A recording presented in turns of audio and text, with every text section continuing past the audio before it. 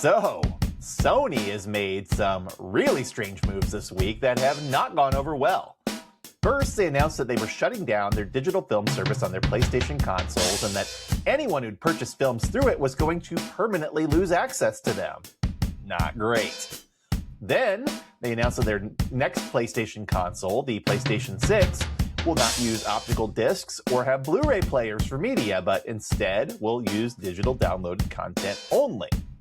That's actually even worse.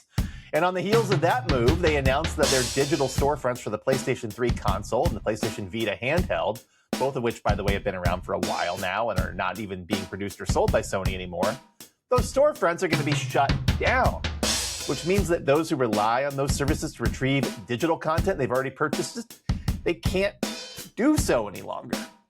And did you hear that? The sound of internet mobs grabbing their torches and pitchforks and assailing Sony's social media accounts, mobbing benign corporate announcements with complaints and generally expressing their displeasure that Sony, probably the last video game platform and film studio owner to be considered one of the good ones, has reminded consumers once again that no, it isn't. Now, I realize not everyone's a video game fan, but let me explain why this is a bigger deal than it might seem. Sony acquired Columbia TriStar Studios in 1989 and then renamed it Sony Pictures Entertainment. And through that division, they own a lot of intellectual property that you might not even realize is theirs. Ghostbusters, Bad Boys, Jumanji, The Graduate, The Shield, Party of Five, Seinfeld, Peanuts, Days of Our Lives, The Young and the Restless, the Spider-Man movies, including the modern ones co-produced with Disney, and even Wheel of Fortune and Jeopardy! Sony also owns a lot of music production, film production, sports broadcasting production, and children's media. They operate Crunchyroll, the main streaming service and digital distribution channel for Japanese anime. They run the Game Show Network on basic cable, and they even own the Alamo Drafthouse Cinema chain of experiential movie theaters. And I haven't even mentioned their video game intellectual properties, which include big-name series like God of War, Uncharted, Ratchet & Clank, and The Last of Us. In other words, Sony has its hands in a good chunk of our popular culture and doesn't deserve a pass for making it harder for people to own physical media or access the digital media they purchased. The goodwill they built over the last decade and a half by championing physical media and promising that they're one of the good guys has evaporated. And Sony's too calculating of a company to do that rashly. You can bet they weighed the pros and cons, did consumer research, and decided that whatever anger they might stir up wouldn't last long. But you know what? I have a feeling it might. As we discussed the other day, the world feels out of control to consumers right now, and taking away their freedom to consume media the way that they want to can be detrimental to the brand's image. Sony's always had a peculiar hubris that arises whenever they're riding high on the success of a brand like their Walkman, their PlayStation 2, or their Spider-Man films, that leads them to make some really dumb mistakes, like releasing the Betamax, the Minidisc, the digital music version of the Walkman, or the Spider-Man-less spin-off films Venom, Morbius, Madam Web, and Kraven the Hunter. All products that most consumers weren't willing to help Sony save and that left early adopters feeling abandoned. So let's talk about what happens when goodwill goes bad and how marketing can sometimes save the day. I'm Sean in St. Louis, and this is the Marketing Gateway.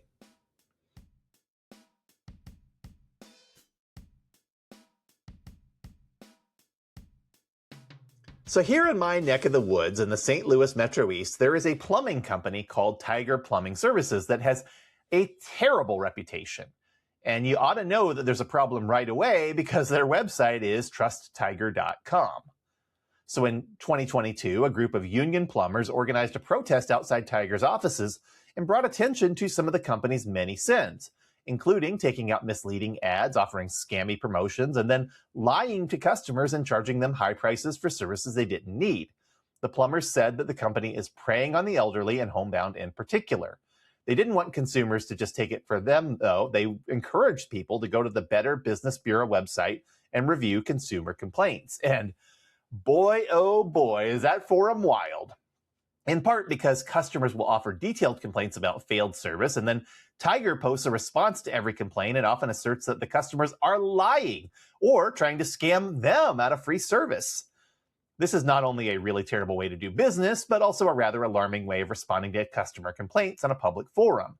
There's also some evidence that Tiger has approached some complaints by asking the customers to whom they do give a refund to remove the complaint rather than to provide an updated explanation that they were ultimately satisfied. This is what it looks like for a company to have really low goodwill. And if you're not familiar with the concept, goodwill is actually an accounting term reflecting an intangible asset that helps to justify paying over market value for something.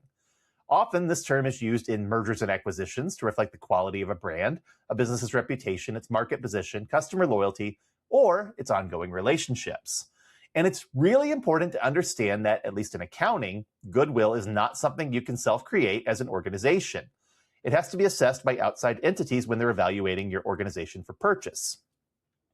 Having a significant amount of goodwill can greatly increase the value of your organization and also provide positive tax benefits for the buyer, so the financial system encourages good corporate behavior. So when a corporation signals that it's less concerned about goodwill than it is about immediate revenue, it's actually pretty alarming because that company or corporation is behaving in a manner that ought to place it in a disadvantageous position in the market. For a private company, it's often going to attract media attention and potentially have a short-term or even long-term impact on the company's reputation and future health. If it's a publicly traded company, acting against the interests of the public tends to have an impact on its stock price. Sony Group, for example, saw a decline in its share price as soon as it started making announcements, but management may have felt it was justified because their stock price was already sliding after a brief rally in early May and has overall lost about 20% of its value year to date. Sacrificing some goodwill now to have a stronger revenue model later signals to investors that tough decisions are being made, which helps the stock price to rebound. But there's always a risk to sacrificing goodwill, and it's often that your competitors are going to swoop in and take advantage of your weaker position to siphon off customers. But sometimes you can stave that off by pretending like the situation isn't that big of a deal. In Tiger's case, there are lots of other plumbing companies out there, but Tiger spends a lot more on advertising and branding than they do, which makes their visibility and awareness higher. They also benefit from the fact that people don't really trust their competitors either. One of their larger competitors in the area was even worse, and its owner went to jail several years ago for committing PPP loan fraud after a myriad of other poor decisions. By the way, I'm pretty sure I went to high school with that guy. It was shocking news when it happened. In Sony's case, a similar situation is occurring in the video game space where Nintendo has already taken steps towards an all-digital future. Microsoft is flailing and wrecking its video game business, and Take-Two Interactive, makers of Grand Theft Auto 6, announced that when their sure to be a mega hit game ships in November, it's going to be digital only. Anyone buying a physical copy will just get a code in a box.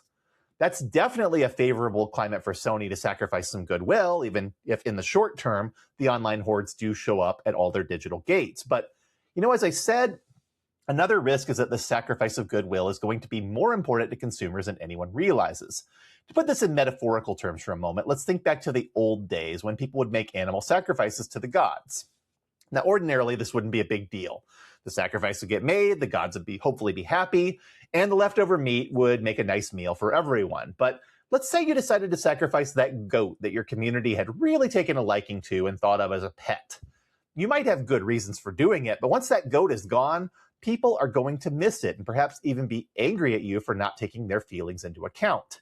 You might find that people no longer trust you and harbor a long grudge that results in their avoiding you or speaking badly about you in the presence of others, all because you misread how angry they would be about that action. So here's what happened to companies like Sony in the past when they've misread the public. They've seen their share prices drop. They've seen their customers start boycotts against them. They've seen regulators take an increased interest in their activities. And they've seen their channel partners, suppliers, and distributors become less excited about doing business with them and perhaps even raise prices on them or create preferential arrangements with their competitors. You can read the case studies. Take a look at Target or Wells Fargo or Volkswagen or Silicon Valley Bank or Chiquita Brands, all of whom had some very famous situations where they lost the goodwill of the public due to scandals or due to short-term thinking. But what can you do to fix the problem if you're in it yourself? That's a place where marketing can help. But look, you first need to recognize that following Sony's arrogant playbook of stonewalling the public or Tiger's combative playbook of blaming the people who were upset in the first place are both losing strategies. They make you seem apathetic and greedy, and it's very hard to convince people that you care about anything but taking the money out of their pockets. If anyone from Sony or Tiger is listening, by the way, please grab a pen and a pad of paper. You need to take notes. The first step is to step back and announce that due to public feedback, you're going to open up a channel for those who have a concern to voice it. This will take some of the pressure off the situation immediately because people will feel like they're getting a chance to speak to the company directly. I recommend an online form that offers to add participants to a dedicated mailing list where you'll share the results and your responses to the feedback. This creates accountability and connection. The next step is to review the feedback and try to understand the common themes.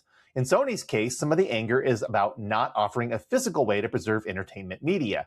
Never mind that Sony already knows 80% of all video game purchases are digital, that movie sales are almost non-existent in the era of video on demand, and physical media aren't cost-effective to produce in small quantities. There's actually a very easy solution to this problem. Create a service for consumers who want physical media to pre-order it for a premium price, and then limit production to just those pre-orders. They'll get something more valuable because it'll be limited in supply and therefore collectible, and Sony will get a chance to serve them as a customer or to pivot them to digital if the price is too high. This business model works very well for small production runs on action figures, reproductions, and limited interest physical media, so it wouldn't be hard to implement because it already exists. Another problem Sony might hear about is a concern that owners of the older gaming systems or shuttered video platforms will no longer have access to their media. Operating the servers that run those services does cost something, and Sony knows they're not cost effective to run with limited interest. So pivoting users onto another platform with discounts or carrying over some of their purchases or finding some other way to appease them would be wiser than just telling them, too bad, so sad. But let's think about Tiger now. I personally will never do business with a company that I know abuses its customer, and reading their BBB forums and seeing all the lawsuits and complaints out there about Tiger, I'm pretty sure there's no coming back from where they've gotten themselves. They're going to eventually find everybody's been warned not to do business with them, and they'll exit the market, and good riddance if they're truly ripping people off, as so many claim. But let's say a new owner buys them out for a nice low price because of that lack of goodwill, and wants to regain the public's trust with this flawed but very visible and well-known brand. You see businesses do this all the time. Under new management, signs go up, and the public is assured things will be different now. So the first thing Tiger has to do is acknowledge those past mistakes. Not in a legally binding way, but in a way that does show the company's turned over a new leaf. The easy solution is to reach out to previous customers and offer for free to reinspect and repair any work done and offer a new warranty on any new maintenance. This immediately communicates that the company wants to make its mistakes of the past right, offers a chance to rebuild the customer relationship, and paradoxically, can make the people who dislike the brand become its biggest defenders going forward. To new customers, offer the same free inspection service if they have had some shoddy work done, and offer them a very generous rate to fix any mistakes found. Use union plumbers to do the work and educate the new customers about the importance of hiring skilled tradespeople for this sort of work, and assure them if they work with a new Tiger, they're only going to get the best. It would cost Tiger something to do this, but it would also allow them to turn around the negative perceptions and create a new narrative that they're now the people to call if a repair was done badly.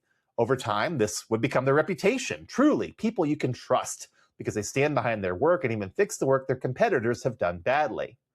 But here's another thing. Tiger wouldn't even need to advertise low prices and potentially scammy offers if it had this kind of reputation. It would be able to command a higher price because people would trust its staff to make sure the work was worth paying a little bit more for. And then, with that goodwill in place, when Tiger's new owner is ready to sell the company years down the road, they're going to make a tidy profit on the sale because the company will actually be worth something now. And that is how you rebuild goodwill with good marketing. And honestly, I hope Sony and Tiger do something like this down the road. I would love to see them turn things around because, you know what? We got plenty of villains in this world. We really need some folks who value doing what's right. I'm Sean in St. Louis, and this has been the Marketing Gateway. See you next time.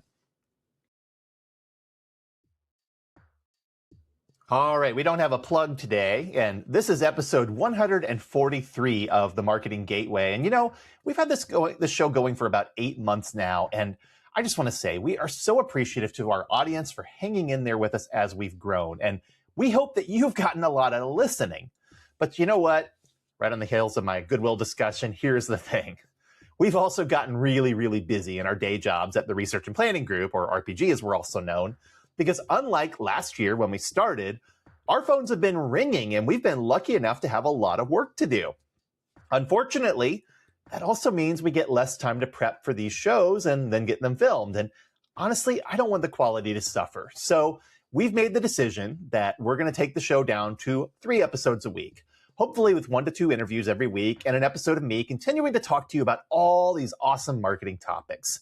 And we do love doing this show, and we're excited to keep it going. So we're not going anywhere, and we hope that you'll be excited to hang in there with us. So thank you for listening or watching. And as always, if you are in or around the St. Louis area and you want to be on the Marketing Gateway, visit themarketinggateway.com and sign up to be a guest because we would love to have you. Thanks so much.